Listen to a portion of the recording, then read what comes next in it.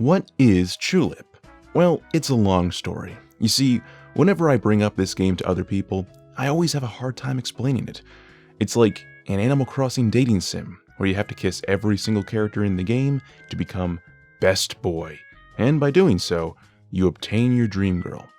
Listen, I appreciate innovative game design, but this is avant-garde. So, what does Chulip mean anyway?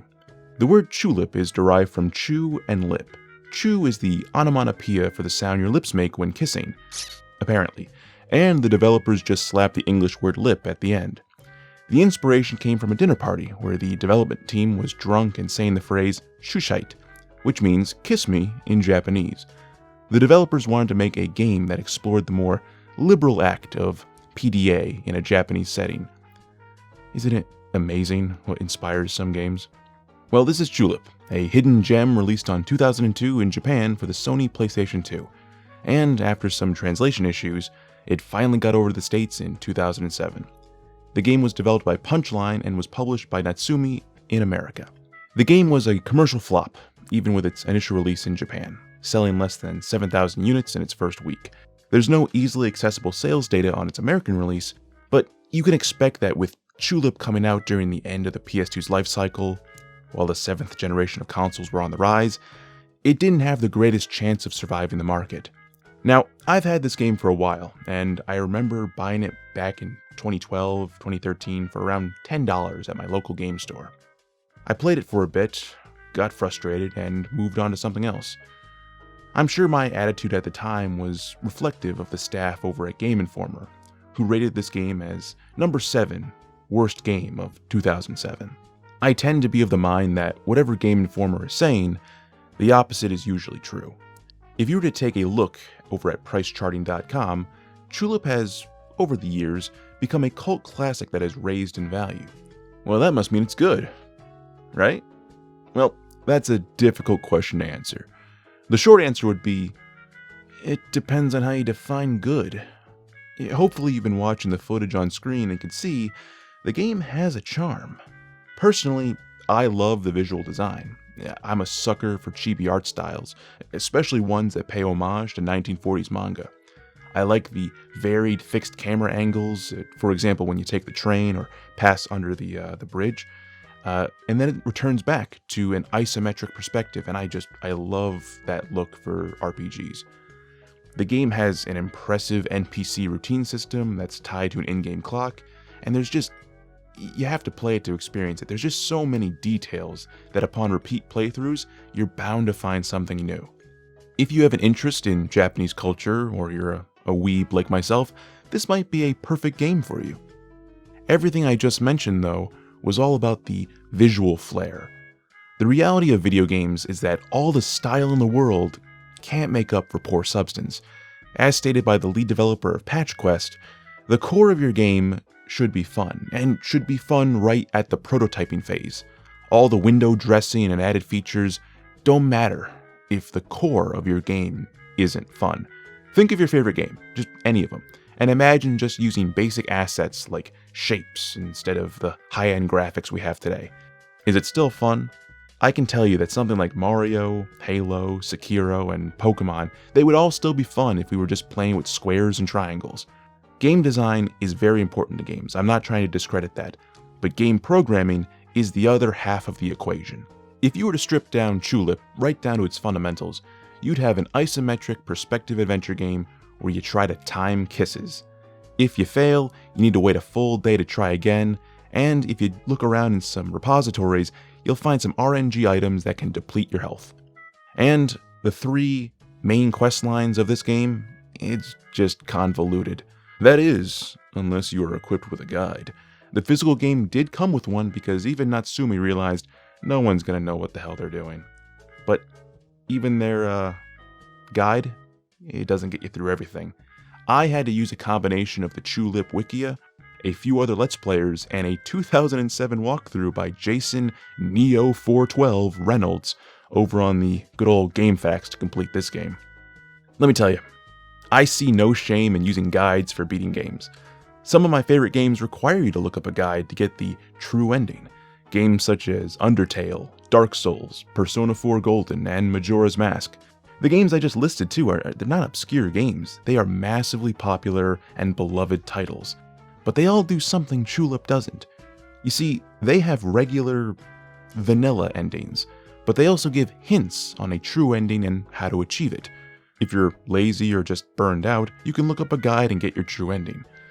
Chulip, on the other hand, requires you to read a guide just to advance the game, just to get that one and only regular vanilla ending. It really opened my eyes on the usage of online resources to beat games.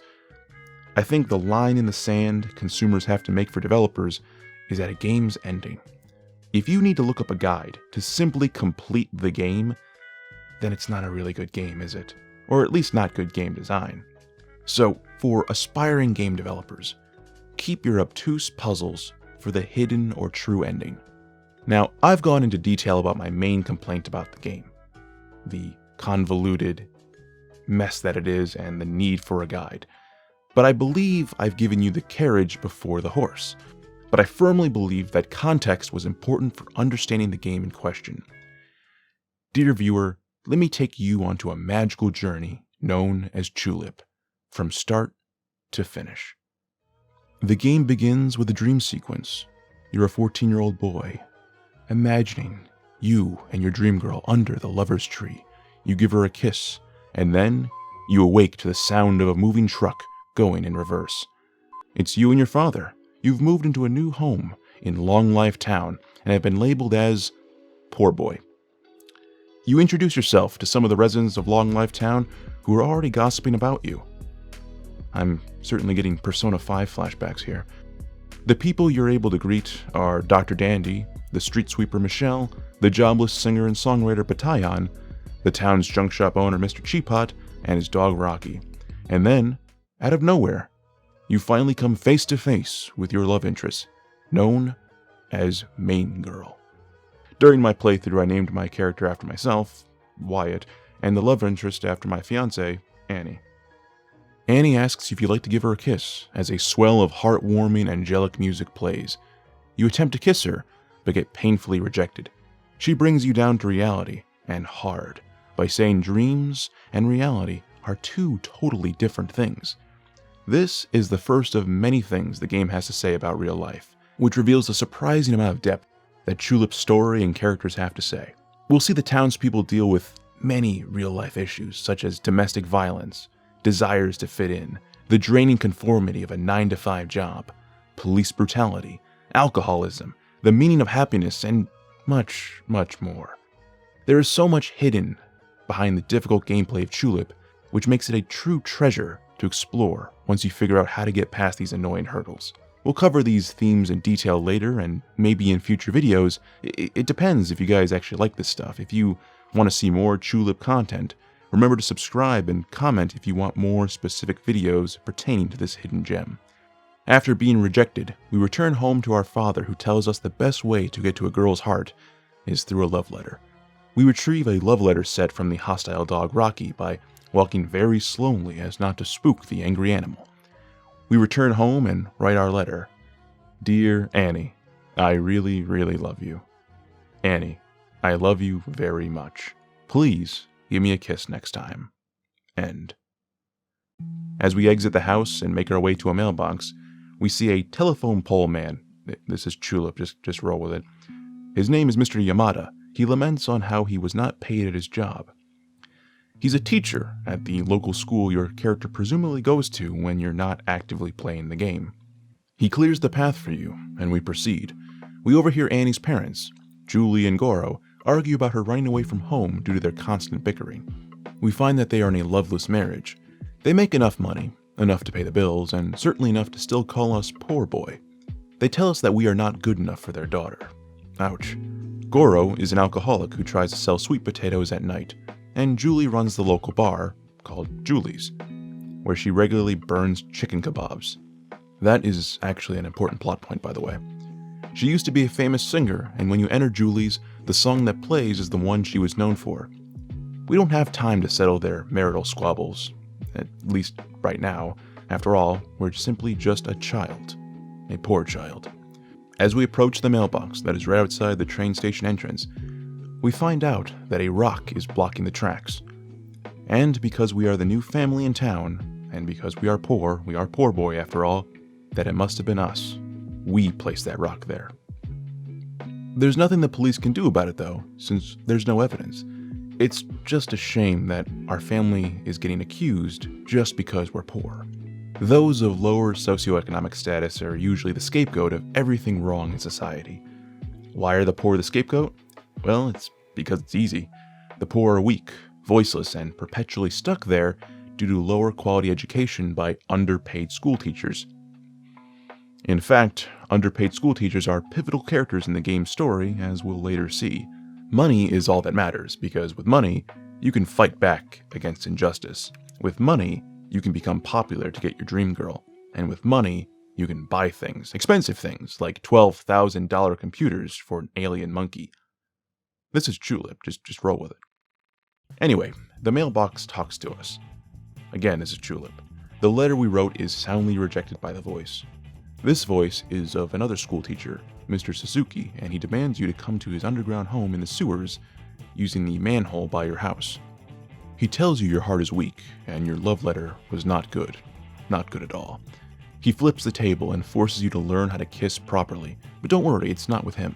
It's with an onion lady who emerges from the ground, and this, right here, is where we learn the main mechanic of the game.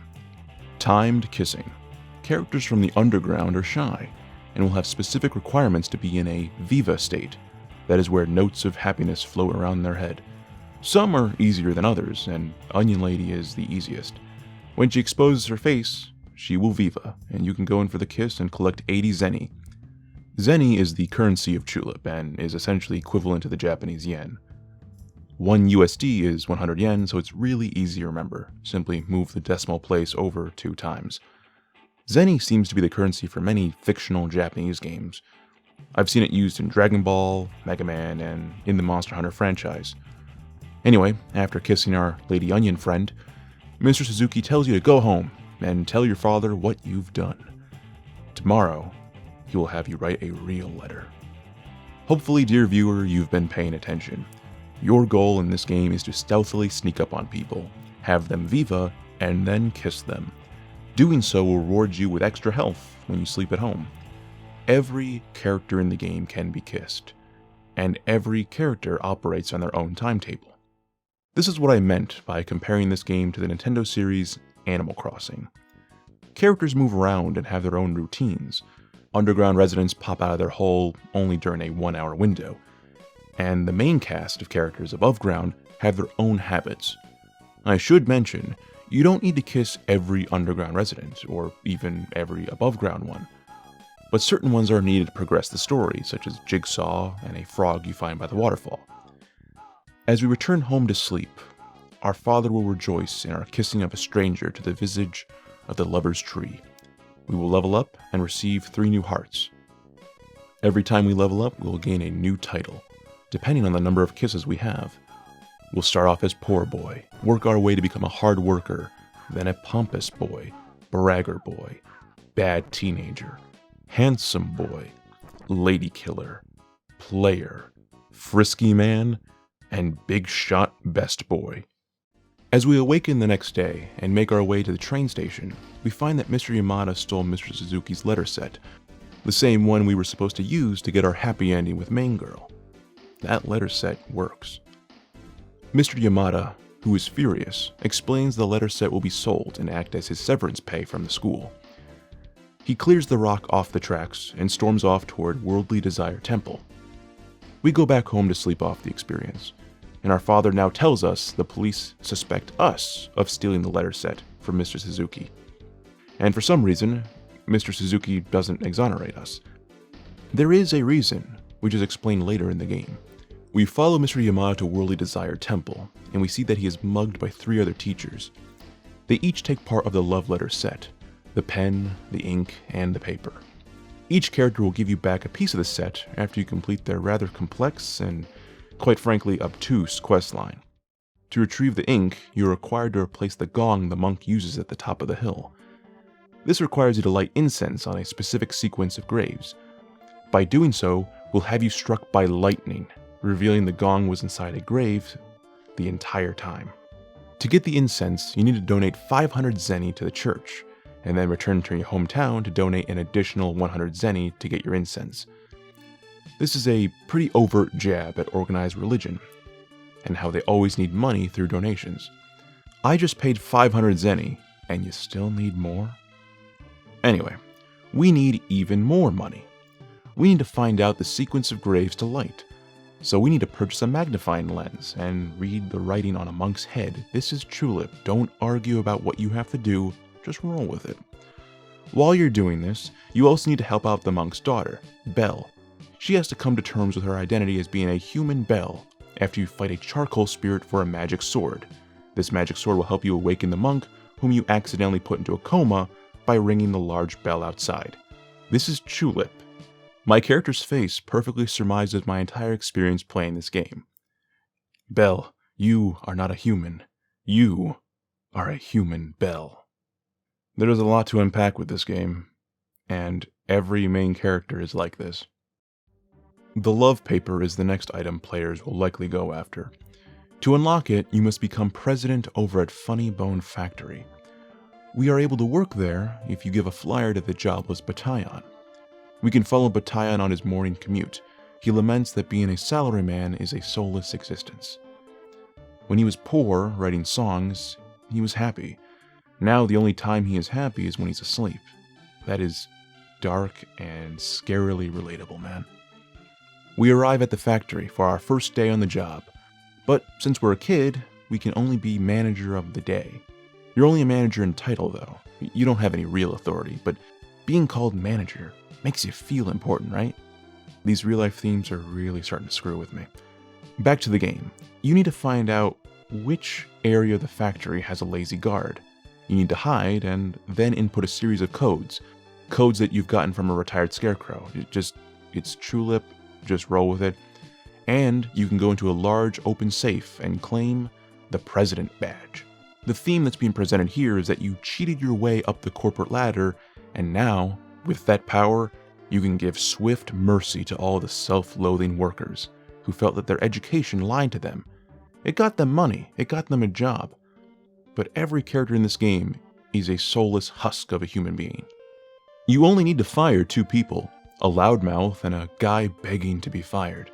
But as president of this company, I felt it was my duty to make this place go belly up by firing anyone and everyone.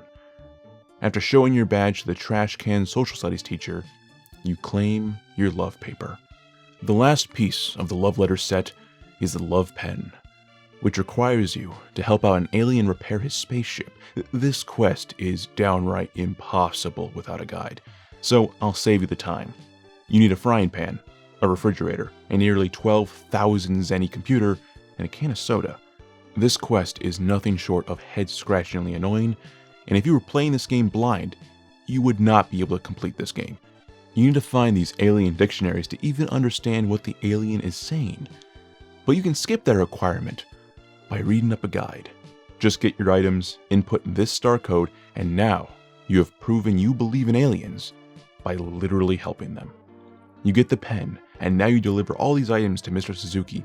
You make your love letter, but the regular mailbox will never do, and I felt so punked at this moment. No, of course, it requires a special mailbox. We go to the park where we find out the reason for this whole adventure was to strengthen our heart. The main character's father wanted his son to become a strong man, to understand that life has obstacles and that you're going to have to find ways around them. Life can take many turns, and it's up to you to figure out what brings you happiness. This is shown when you bring back a part of the love letter set to Mr. Suzuki. Certain aspects of life can bring a person happiness. Some people prefer a great career, others a quiet solitude. It's up to you, as a strong adult, to make that choice. The journey was a well-orchestrated Eisen-level plan to get him to this point. The 3 stolen pieces were all planned, and we've been played this entire time. The teachers wonder if they're bad people for tricking the protagonist, but the ends justify the means in this case, as Poor Boy is a much stronger person now. As you approach the park, we see there is a deep hole. the one we thought Mr. Yamada was digging to kill himself in, but it was actually for this moment.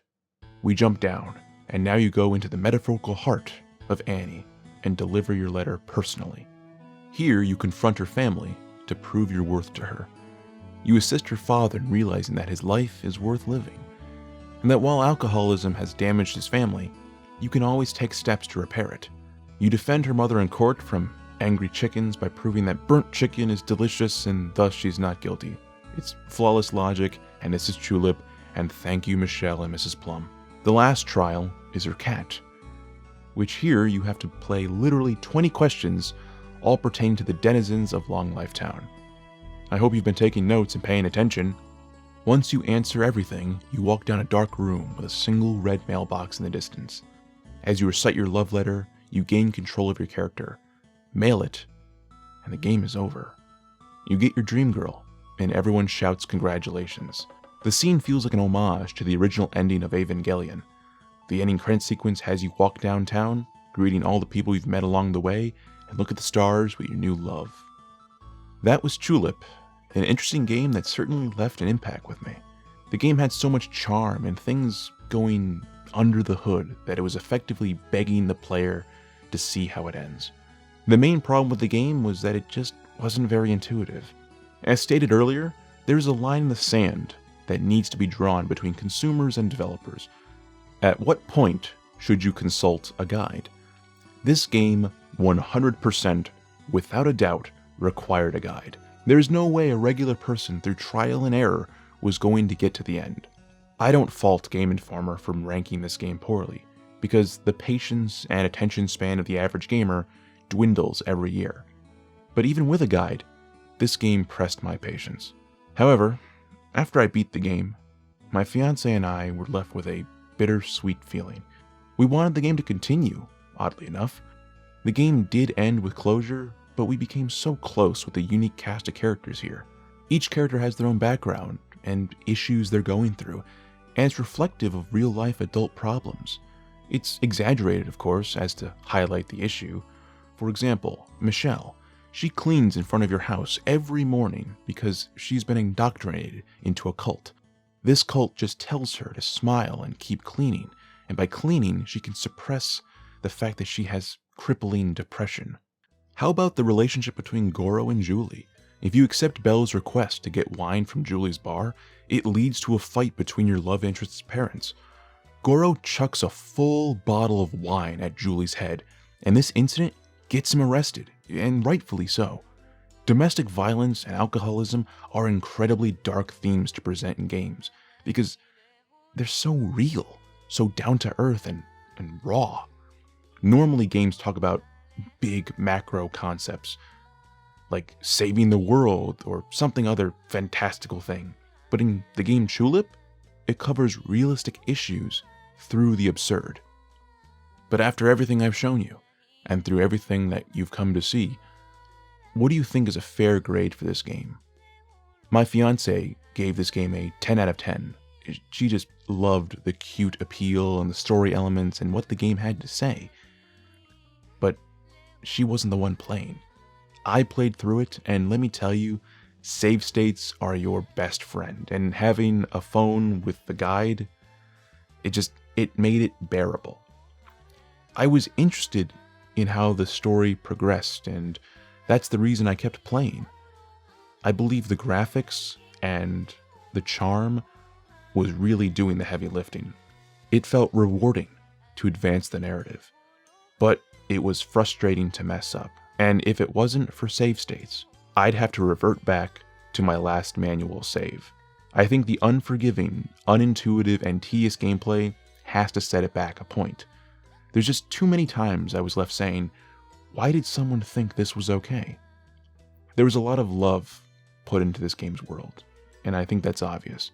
From the characters to the settings, to even the sound direction. I didn't even cover that. The music in this game is so unique. It's a cappella and dark, and when there isn't any music, it just uses ambient noises like cicadas and bird macaws. It really pulls you into the world. Even with my griping with the more tedious elements, I'm going to miss this game. There are no titles quite like it. And with it being trapped on the PlayStation 2 and no real demand for it to be ported to Steam or a digital re-release on modern hardware, Chulip will just be that weird game on a dead console. I'll happily give Chulip for the PlayStation 2 a 9 out of 10. Well, thank you everyone for watching. I know it's been a while since I posted a video, but hopefully this one was long enough to keep you satisfied. I really liked Chulip, and hopefully I've gotten a few of you to try out the game through emulation. Or maybe pick up a copy for yourself. I would really appreciate it if you're new to the channel to subscribe and also to leave a comment. I read all the comments, even the mean ones, and I do take suggestions seriously. So if you have a game you'd like me to review, please drop a title. I think I want to review some Flash games or something easier in the future, make some quicker videos, but this game deserved a behemoth of a review. So with that being said, have a good day.